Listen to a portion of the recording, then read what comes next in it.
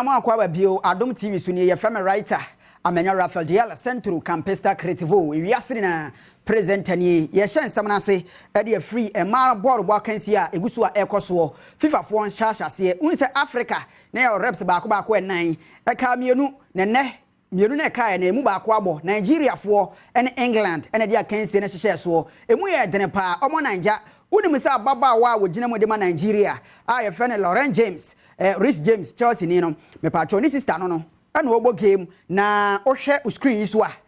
de ode Nigeria player no ene game na ankoyi amma Nigeria fo de but de pie mu oni binie game no ekoya akoduru bu nsama dwosuo penalty shootout ene Nigeria fo ye bom ka nan emomatimu mienu a Nigeria fo nso afom back ekofia e say de aka Morocco a ochina ye wani da so se Morocco ne France Morocco fo be ye wonders am ye hu de beko etime pacho Lauren James odi red card e was sa incident we mu a Nigeria fo ya hyom omkofie abusua e won sem foforo mu no mede wo ko Kylian Mbappe wone Paris Saint-Germain nsensem ne guso twetwere ho preseason ye ya wia ne sa players no ahyase reporto ama game ahyase na Paris Saint-Germain board boko no a start training na Kylian Mbappe o maka ne say oni team B enkoye training oso ono pa de sa de no eni ne books mu onye na nya tena na Kylian Mbappe giga fa na bag no oso okọ Italian o baabi Italy na wakotwi so kakra to okọ no ne girls we na eko etisa Adinia when a Kylian Mbappe ni na chia na girls na ba ko kagu na zum say Kylian Mbappe o se bra be bobo was jaw masem kura oso o mo nem watchina say team B pa de enya de obebo yanko yanim me ba Manchester United for one month so preseason no omu wiawia na sa unim say this Friday the English Premier League no air chase it omo ko ball friendly game e Old Trafford e hono omo grounds ti no omo dey test waters ahwe so omo bo game ho e be ko yi a Andre Onana unso wanya baso body bebre ebi so e super ebi say we ball playing o baso body bebre so toka aje ball de ma lens and wo page free center circle